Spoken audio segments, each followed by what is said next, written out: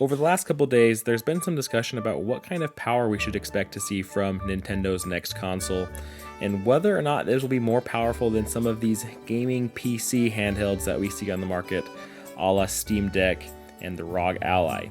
Well, according to Digital Foundry, it seems like this may actually be less powerful than the current Steam Deck, but that does not mean all is lost. So what's up, Waluigi? Trent from Trentendo. Today we're going to dive into what they had to say and what does this mean for Nintendo going forward, especially around third-party games, because that is where I think this is going to be the bulk of this discussion, as to what is the power of the Switch 2 going to be and how is that going to affect third-party companies when it comes to bringing their games to Nintendo's platform. So before we hop into this, make sure you hit that subscribe button and like this video so you guys are kept up to date with everything going on here at Trentendo, and let's just hop right in. So first up, like I said, there has been some discussion about what the power of the Switch 2 is going to be. Now, there was some initial speculation and some thought that we would be getting essentially an Xbox Series S on a handheld version. That is now being said by Digital Foundry essentially that is not going to be possible, and something that powerful in a handheld mode or a handheld device is not going to be possible probably for a couple of years. You know, that they're still working on a lot of the technology and things like that. So essentially we are now going to be going into a new Nintendo console that is still not as powerful as an Xbox Series S at this time. And then the next question, though, that people mostly want to bring up is, how does this compare to, you know, a Steam Deck? Now, I have a Steam Deck as well, and I love it. I play a lot of stuff on my Steam Deck, and I mostly use the Steam Deck to play games that I can't get on Nintendo. You know, a lot of your third-party games, some of these PlayStation and Xbox games that have made their way to PC, like The Last of Us Remastered. I played that on my Steam Deck. I played Uncharted 4 on my Steam Deck. I played Halo Infinite on my Steam Deck. So a lot of these, you know, exclusive games and even just some of these other third-party games, you know, that we don't necessarily get on Nintendo platforms, like, you know, Jedi Fallen Order or PGA Golf, EA Sports games like that.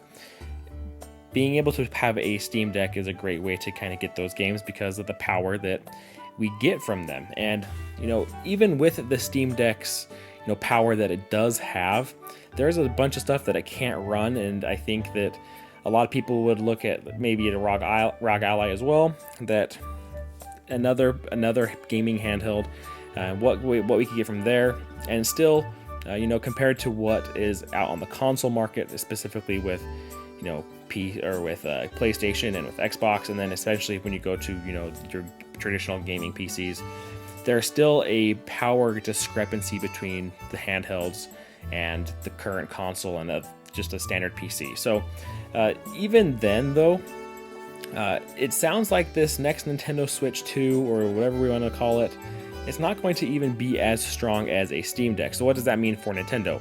Does that mean we're not going to get some of these third-party games still? You know, the Jedi Fallen Orders, Jedi Survivors, the sports games that we've seen. You know, even things like, you know, GTA 5 and whatnot. There's so many third-party games that we haven't gotten on Nintendo because of the power. And if we are still going to be behind the current generation of consoles, what does that mean for those games on Nintendo? Do they still skip the system? Well, Digital Foundry has kind of come out and shared that the chip set that NVIDIA is doing for Nintendo Switch 2 is actually going to really make these games still look and play well because of the upscaling and the DLSS and the ray tracing and all that stuff. They're going to be able to tailor fit some of these games specifically for Nintendo Switch 2. So despite it being maybe not as powerful as a Steam Deck, it sounds like these games should run as good, if not better, than on Steam Deck because of this enhanced ability from this custom chipset from NVIDIA.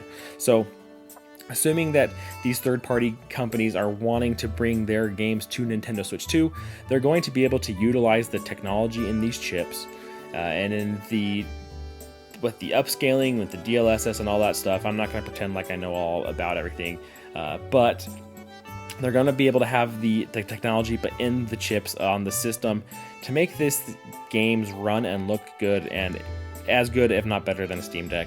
So while we will still be lacking in the power section compared to what is currently on the market, hopefully some of this technology is going to be able to make up a little bit of that gap. So from everything that I'm seeing, I've seen people being concerned about if we're still going to be left behind if you are a console, one console family, and you want to stick with Nintendo because of the exclusive games. I get it. I pretty much gamed exclusively on Nintendo stuff for a long time. I do have an Xbox and a Steam Deck now as well, but it's a luxury to be able to have some of these additional consoles.